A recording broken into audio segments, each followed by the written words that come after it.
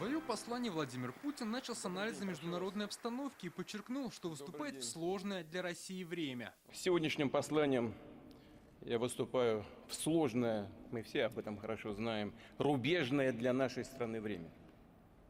В период кардинальных, необратимых перемен во всем мире, важнейших исторических событий, которые определяют будущее нашей страны и нашего народа, когда на каждом из нас лежит колоссальная ответственность. Президент поблагодарил народ России за поддержку СВО. Для помощи семьям погибших военнослужащих и ветеранам СВО президент поручил создать специальный государственный фонд. Он будет координировать предоставление социальной, медицинской и психологической помощи. Работа Государственного фонда должна быть открытой, а сам порядок оказания помощи простым, по принципу одного окна, без казенщины и бюрократии. За каждой семьей, я подчеркиваю, за каждой семьей погибшего,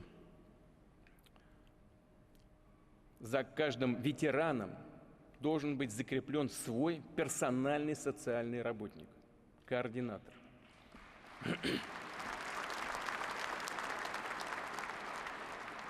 Который в ходе личного общения в режиме реального времени будет решать возникающие вопросы. Обращаю внимание, уже в этом году структура фонда должны быть развернуты во всех регионах Российской Федерации. Также участники спецоперации не реже, чем раз в полгода получат двухнедельный отпуск. Большую часть своего выступления президент посвятил экономике. Как отметил, она справилась с санкциями. Вопреки прогнозам в минувшем году валовой продукт снизился всего на 2%. Стоит задача внедрять в промышленность самые передовые технологии. Для поддержки сотрудников ОПК президент поручил запустить программу льготного арендного жилья. Ставка аренды для них будет существенно ниже рыночной, так как значительную часть платы за жилье возьмет на себя государство.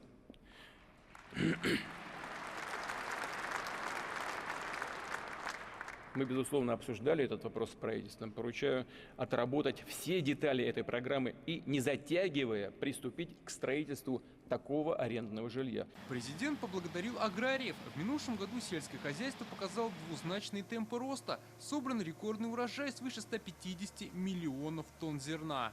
В том числе более 100 миллионов тонн пшеницы. До конца сельскохозяйственного года, то есть до 30 июня 2023, мы сможем довести общий объем экспорта зерна до 55-60 миллионов тонн. Еще 10-15 лет назад это казалось просто сказкой. Спасибо большое, низкий поклон сельхозпроизводителям. Российские аграрии. Исторический минимум показала безработица – 3,7%. Со следующего года минимальный размер оплат труда вырастет сразу на 18% и составит более 19 тысяч рублей. Для развития экономики будут строить и ремонтировать дороги и создавать транспортные коридоры в страны Ближнего и Дальнего Востока. Уже принято решение продлить скоростную автомагистраль Москва-Казань до Екатеринбурга, Челябинска и Тюмени, а в перспективе до Иркутска и Владивостока, с выходом в Казахстан, Монголию и Китай, что в том числе существенно расширит наши экономические связи с рынками Юго-Восточной Азии. Также регионы получат 50 миллиардов рублей на обновление общественного транспорта. Продолжится программа бесплатной газификации. Уже принято решение распространить ее на социальные объекты. С этого года начнется большая программа по строительству и ремонту систем ЖКХ. В течение 10 лет планируют инвестировать не менее 4 триллионов рублей. Мы знаем, насколько это важно для граждан, насколько запущена эта сфера. Надо работать и будем это делать. Важно, чтобы программа сразу получила мощный старт, поэтому прошу правительства обеспечить ее стабильное финансирование. Такие масштабные задачи требуют пересмотра системы образования. В ближайшие 5 лет необходимо подготовить порядка миллиона специалистов рабочих профессий. В высшем образовании президент предложил вернуться к традиционной для страны базовой подготовке специалистов. Срок обучения может составить от 4 до 6 лет. Если профессия требует дополнительной подготовки, узкой специализации, то в этом случае молодой человек сможет продолжить образование в магистратуре или ординатуре. В отдельный уровень профессионального образования будет выделена аспирантура, задача которой – готовить кадры для научной и преподавательской деятельности. Хочу подчеркнуть, переход на новую систему должен быть плавным.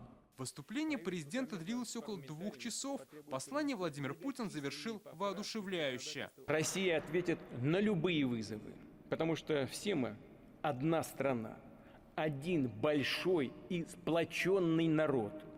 Мы уверены в себе, уверены в своих силах. Правда за нами. Дмитрий Аверин, ТНВ, Москва.